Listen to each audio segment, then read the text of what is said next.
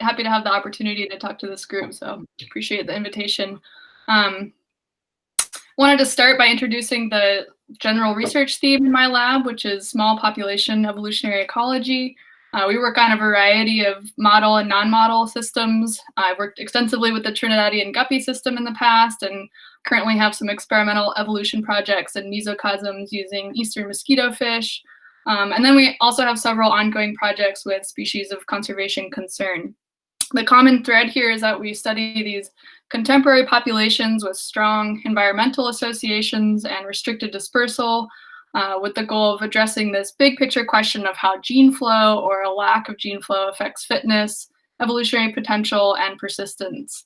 And this question is motivated by the sort of well-recognized multifarious fitness effects of dispersal and gene flow, which makes it a fun puzzle to think about in the context of sort of fundamental ecology and evolution. And then I think it also has really important implications for on-the-ground management of species of conservation concern, which is more the arm of research that I'll be talking about today.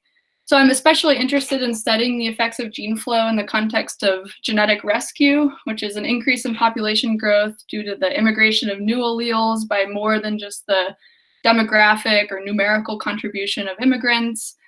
This can happen through natural migration, or it can happen through deliberate management where humans are the ones translocating individuals, as was the case, sort of iconic case of genetic rescue in Florida panthers. There's been a surge of recent interest in genetic rescue, and I think we're really learning a lot more about the set of conditions that result in genetic rescue through creative experiments and meta-analyses. However, aside from a pretty small handful of kind of iconic examples of genetic rescue and conservation, this assisted migration is really not a widely used strategy in management. And this is in part due to many risks associated with gene flow and high uncertainty in predicting fitness effects of gene flow. So for example, in the case of the Isle Royale wolves, a single really highly successful immigrant wolf initially increased genetic variation in that population, but actually eventually exacerbated the effects of inbreeding by being so successful, and kind of sent that population on a faster trajectory towards extinction. And then, of course, there's concerns associated with outbreeding depression, whether it's swamping local adaptation or causing genetic incompatibilities. So given these uncertainties, a major component of my research is aimed at using genomic tools to improve the design and implementation of genetic rescue. In the past, genetic rescue in conservation practice is often used as a last resort and is sort of genomically uninformed, where there's one population that's basically on the brink of extinction and few or only one option to choose from to supplement that with. So in all species for which this assisted migration type strategy is being considered, I think it's really crucial to consider as much natural history information and organismal biology as possible. In the Florida panther example, only female panthers were introduced because it's known that there's a lot of male-male aggression in pumas. So I guess this is my plug for the sort of central importance of organismal biology, and then using additional layers of understanding that we're gaining through genomic data. But I think we've really reached an exciting time in the field of conservation genomics, where it's only sort of just now feasible to collect genomic scale data from large numbers of individuals from many populations throughout the range of a species to help uncover this set of information with much higher precision and accuracy than we used to be able to with just a handful of molecular markers. So I'm going to highlight this in a system we've been working on in my lab. This is an Arkansas darter. It's a stream fish with a patchy distribution throughout the Great Plains, ranging from eastern Colorado to Arkansas. This fish is restricted to wetted sections of small streams that are becoming increasingly intermittent due to groundwater removal and drought. We previously showed greater genetic isolation between populations of darters out in eastern Colorado that have proportionally more intermittency between them. And this took overall stream distance into account. So found that it was really these dry reaches that are acting as genetic barriers between darter populations out here. And we know that the Great Plains is a region projected to become even drier in the future. So following that early project, managers in Colorado and Kansas and Arkansas were interested in sort of basic range-wide population genetic information and in potentially identifying candidate populations for assisted migration. So in collaboration with these 3 state agencies, there was a really extensive field sampling effort where 2,700 fish were caught from 241 sites throughout the range. And I want to give a big shout out to a postdoc in my lab, Brendan Reed, who led the genomic data collection and analyses for this project. So although whole genomes are getting cheaper by the day, it's still really not realistic to get whole genome data for this scale of sampling. So we took a RADseq plus target capture approach, which has been termed Rapture, which involves designing baits for a panel of SNPs that you identify with an initial RADseq library. There were some bait design choices that I won't go into here. And then you use capture baits in the rest of the RADseq libraries to really increase the sequencing efficiency and reduce the per sample cost. And we also collected whole genome sequence data from a much smaller number of individuals from throughout the range to compare to our RADseq results. So this Rapture data set provided information from over 2,000 SNPs. This was the best supported admixture plot and mapped ancestry proportions with these pie charts. And we found sort of general population structure tended to reflect drainage level clustering as would be expected for the small stream associated fish. One point to make is that we found that Rapture was much better at identifying fine scale population structure than the whole genome data, which only revealed these 3 distinct genetic clusters. This is probably due to the much greater spatial coverage and greater number of individuals that we were able to sequence using Rapture, but also potentially because higher overall coverage for the Rapture data might improve accuracy for genotyping heterozygotes. So I guess the point here is that while whole genome sequence data is often superior if your goal is to find sort of functional genes underlying phenotypes of interest or looking at local adaptation, in this range-wide conservation genetic context, it could be a better use of resources to go with a more reduced representation approach. All right, so we can use multiple lines of evidence from this genomic data to identify populations that stand to benefit most from assisted gene flow. So on this map here, the colors correspond to the distinct genetic demes identified with the structure analysis. The size of the circles are scaled to average individual heterozygosity at a given site, and you can barely see these yellow circles out here in Colorado. This is a plot with heterozygosity and a longitude on the x-axis, and again, the dots are scaled to the amount of heterozygosity. So you can see this pattern of increasing heterozygosity as you move from west to east. If you're prioritizing populations that might stand to benefit the most from gene flow, these populations out here in Colorado seem to be a pretty obvious choice. But then we can look even further into this to find populations that have unusually long or large numbers of runs of homozygosity, which are sort of that hallmark signature of recent inbreeding. So these yellow circles that you can't see too well are Colorado populations that have similar levels of genome-wide heterozygosity, but this population here has much higher portion of its genome found in long runs of homozygosity. So that would sort of be a population to prioritize. And then I'm not going to go into these in detail, but there are analyses to look at changes in effective population size over time, where you might be interested not only in the contemporary estimate of NE, but also the slope of change, where steepest slopes would alert sort of highest concern. The plot below is FST values colored by different drainages, where you might be particularly concerned about populations in these drainages that don't fit that general pattern of isolation by distance, so suggesting there might be some additional factors causing really high isolation between those sites. And then we can also use this data to identify ideal source populations for supplementing each of those focal recipient sites. So we can minimize potential for genetic incompatibilities by doing a phylogenetic analysis and make sure you're not crossing populations that have really deep divergence, or by choosing source populations from the same or similar genetic clusters. Another thing to think about is matching populations from similar environments to minimize disruption of local adaptation. So these are all our sites colored by variation in annual mean temperature. And then here we use gene environment associations to test for specific loci that strongly associate with one or more of those variables.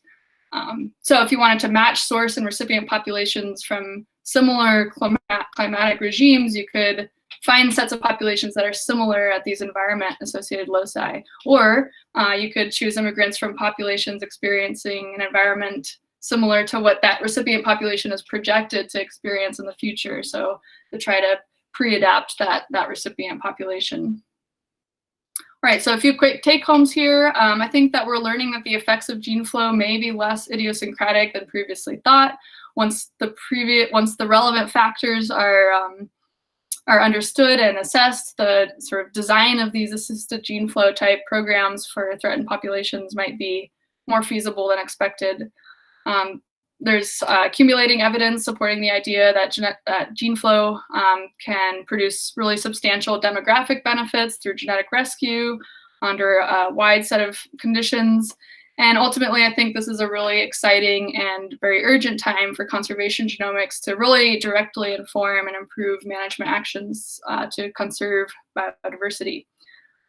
So with that, I want to thank the funding sources, and again, big shout out to Brendan, who's happiest catching turtles, but did a great job thinking about fish genetics for this project. Thanks very much. Present some work on landscape epigenomics that I've been doing at Berkeley. I'm an ESPM there. And I should say I'll be starting my own lab in January at the Oklahoma State University. So I'm excited for that, and I hope if anyone is interested in looking for grad programs, I'll be starting to recruit students in the fall, I guess. Anyway, so this is some work I've done while I was at Berkeley. Next slide. And we've been working on the adaptive radiation of greater Antilles anoles. And part of what we've been interested in doing is really looking at the landscape, the role of the landscape in partitioning genetic variation in that adaptive radiation. So over the past decade, landscape genetics and genomics has proven to be a valuable framework for drawing inferences about population dynamics and evolutionary processes based on the distribution of genetic variation across the landscape. We also now know that it's not just the genome that determines how organisms vary across space, but also a layer of information that acts on the genome, which is a suite of epigenetic changes that can take place. And these epigenetic modifications, can you hit next? There we go. Can potentially affect gene expression. And so they're potentially involved in phenotypic plasticity or in traits that are under selection.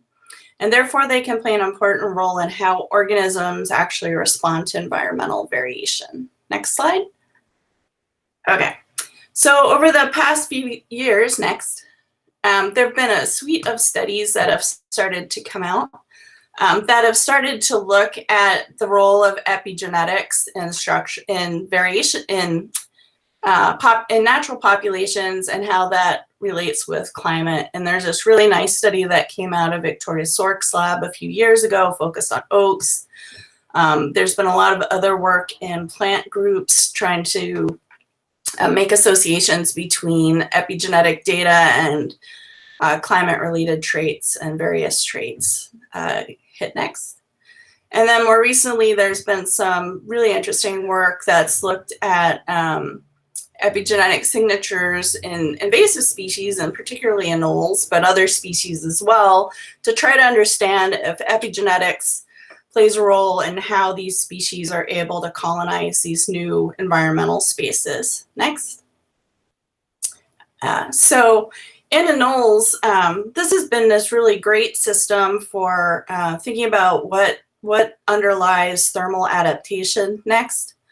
And so there's been this nice study that came out a few years ago by Catherine Wollenberg that's looking at the genomic basis of thermal characters in anoles. And so these are just some of the genes that have been kind of implicated. And I think we're going to hear a really cool talk from Shane in a bit on some of the work he's been doing, looking at thermal physiology in anoles and the genomics underlying that. But what I really got interested in when I was thinking about this is actually what the role of epigenetics was in thermal adaptation. Next. And so there's been some really great studies that have come out of different systems that have focused on the associations between climate data, thermal response, and methylation patterns. And this really nice study on sticklebacks was kind of the one that really got me excited about pursuing this research in anoles. Next. But there's a lot of questions that we still don't know about epigenetics, and especially in natural populations. Next. The main thing that we thought we could address, there we go, is these two questions. First, how is epigenetic variation structured spatially, and how does it compare to genetic variation? That's been very difficult to tease apart in many previous studies. So we thought that was something that we might be able to get at with our work. And then what environmental factors drive spatial epigenetic variation? And so that's what we were hoping to address in the anole system.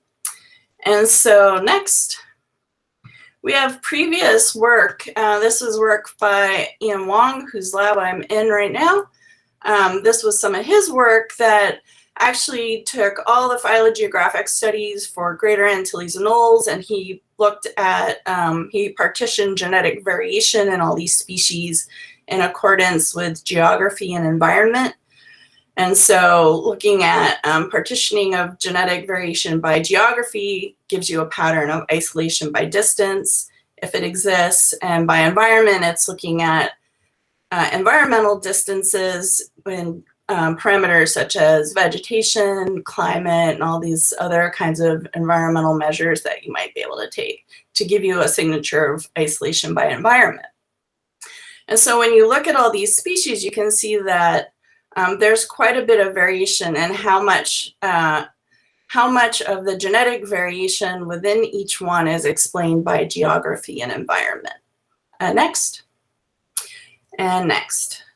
So we selected two species that are both trunk crown anoles, one on Hispaniola and one in Puerto Rico. And these have different contributions of environment and geography associated with genetic variation. Okay, next. So Puerto Rico, we are looking at the trunk crown anole, Anolis cristatellus. It's a very variable, highly variable environment. Next. And so here's the temperature gradient. You can see that there are cooler mountains in the middle. There's hot coastal areas. Next. And then precipitation, there's some very wet parts of the island and some very dry parts. Next. And we sampled across these gradients, 8 populations. We did all this sampling in a 2-week period. And these sites were selected because they span environmental gradients and they reduce spatial autocorrelation between environmental gradients and geographic distance. Next. And just to note that the vegetation in these areas is also quite different. Next. So for example, you have this dry, scrubby kind of forest on the coastal areas versus this, more lush kind of rainforest stuff in the mountains. Next. And I just want to point out that this study on Anolis cristatellus was published earlier this year in Molecule. So you can go see many more details there if you're interested. Next. In Hispaniola, we also have quite a bit of variation with both temperature and precipitation gradients. Here we focused on Anolis cybotes. Next. And so you can see next, again, that there's some variation with habitat types. Next. From very dry areas along the coast to these montane kind of rainforest habitats. Next. All right. But actually, what am I talking about when I'm talking about DNA methylation? So DNA methylation occurs when the cytosine residue in a CG dinucleotide sequence, e.g. like a cytosine phosphate guanine group, a CPG, has a methyl group added onto it by a DNA methyltransferase. Typically, high methylation in a CPG-rich area of a promoter is associated with reduced gene expression because the methylation blocks transcriptional proteins directly, and because it's also bound by other histone-modifying proteins that further limit transcription. In bisulfite sequencing, you deaminate cysteines and convert them to uracil unless a methyl group is present on the cytosine, sorry. So when you sequence it, the methylated cytosines are read as C, while the cytosines that were converted to uracils read as T's. With reduced representation sequencing, you use a methylation-sensitive restriction enzyme to cut the DNA prior to bisulfite conversion. Okay, next. Okay, and so that's just kind of what we're trying to show here is actually what's going on in the tube when you're doing this. Next. All right, so some actual results from this work. The first thing is that we, for Christotellus, we ran some population clustering. We found evidence for, and this is based on the SNP data that we pulled here, not the epigenetic data. So we found a K of 2, and when we map those out, you can see that you get a southern clade and a northern clade, and the mountains are actually admixed populations in the middle. Next. And when you look at a genetic PCA, you get a similar pattern. So AG and GN are the southern clade. You get the mountain clade, which is CT and MC. And then the cluster, sorry, I mean to say cluster, is the northern group in this plot. Next. And you get a similar pattern with the epigenetic SMVs when you actually look at these with the southern mountain and northern clusters. Next. Okay, and next. All right, so what we really wanted to do was look at the relationship between genetic and epigenetic isolation by distance. We found an association. Both of them found an association with isolation by distance, as you can see from this. Next. And we got a similar association for both genetic and epigenetics data sets associated with environment. So we have a pattern of isolation by environment. Next. But the thing to point out is that the genetic and epigenetic distances are highly associated with one another. So what we wanted to do was try to tease that apart in a little bit more detail. Next. And so we took the residuals of the epigenetic data set once regressed across the genetic data set, and we retested that. Same association, and what we find is we actually flatten the result with the isolation by distance, so that actually drops off, but we retain isolation by environment. And so things like climate, precipitation, all of that, and methylation, that association remains. Next. And next. And for Cybodes, we did the same thing, and we found a very similar relationship and pattern whereby isolation by distance drops off, but isolation by environment remains. Next. Okay, so we wanted to look at this in more detail. So we used generalized dissimilarity modeling to do so. Next.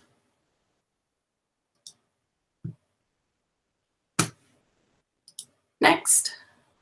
Okay, next. There's a bunch of clicks on this one. Next. Okay, and so to look at these models here, basically what a GDM is, it's a nonlinear matrix regression, and the coefficient for each variable describes the proportion of compositional turnover explained by that variable, while the slope indicates the rate of compositional turnover along the gradient while holding everything else constant. So next, and next, and next, and next. Okay, And so for the genetic divergence, you can see from these coefficients that quite a lot of the coefficients relate to geography as well as environment. If you look at the environmental variables that are here, you know, they do explain together large proportions of the genetic variation in both species. Next. Next. Oh, sorry. Next. Next. And next. And next. And next. And then we did the same with the epigenetic divergence. Next. Next. Okay, yeah. And so we were able to kind of tease apart some of the signals from environment, the genetic data, the environment, and geography, as you can see here. So next. Okay, and next. And next. And so actually when you plot these out across the landscape, you can start to see, you know, the different color, the more different the colors are, the more different the genetic or epigenetic composition is on the landscape. And so you can see that there are similarities between the genetic composition and the epigenetic composition, but there are also some stark, not stark, but definitely some differences between the two. Next. And next. And next. And the same with cypodes. Okay, next. And next. Okay, and next. I'm gonna speed through that a little bit. Okay, next. Okay, so I think I'm about out of time, so I'm just gonna mention very briefly that we did spend a little bit of time looking at some of the methylation outliers. Next. And next. And so next. We did find that some of the outliers actually are associated with precipitation, seasonality, with minimum and maximum temperature, temperature range. Next. And so this is interesting. I think it's almost a similar thing as with DD-RADS, is you don't want to read a whole lot into this still. So we might need to do whole epigenomes to really say anything about which markers are involved. That would be an interesting add-on, but a future project. Next. Another thing that I think would be a lot of fun to do with this system is actually look at the landscape epigenomics of whole anole communities. So while we were collecting the data for the project on both Christotellus and cypodes, we actually had collected for other samples at the same exact time for other species that co-occur at the same sites. So next. And so we actually have data for other, 3 other species at each site where we could look at the same thing and look for common signatures of methylation across species to see if we can pick up kind of commonality. Next. And I think, oh, my photo did not show up here, but that's it for today. I just wanted to thank some funding and the Wong Lab. Our next speaker is Dr. Edward Myers. Edward's a postdoc at the National Museum of Natural History. The title of his talk is Population Genomics of South American Rattlesnakes.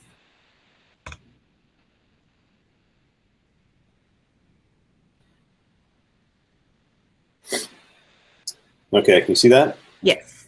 Okay, great. Thanks, Athena. So yeah, I'm Ed Myers. I'm a postdoc at the Smithsonian in DC.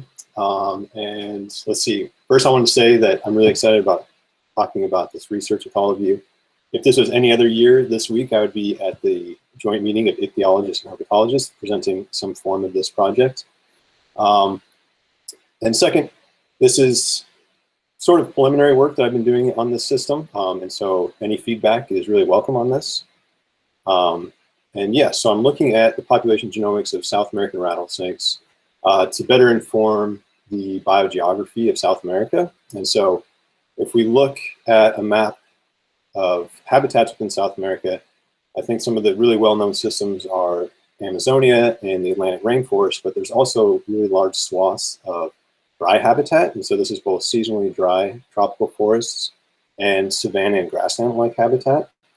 And so these habitats are found in northern South America, along the coast of Colombia, and kind of widespread throughout Venezuela, and also the dry diagonal of Brazil into Paraguay and Argentina. Now, what's interesting is that there are a lot of species that have very similar distributions to the distribution of these dry biomes. And so here I just have 3 vertebrate examples. And what's really interesting about this is that all of these taxa are classified as a single species in each of these cases. And so there seems to be at least historical connectivity among these biomes. But what we don't know about the system is when and where these habitats would have been connected in the recent past. However, there are some hypotheses. And so these hypotheses weren't necessarily proposed for each of these species, but I'm just using them as examples. So with the tree frog, perhaps there was Amazonian corridors during the Pleistocene when South America was much drier than it is today.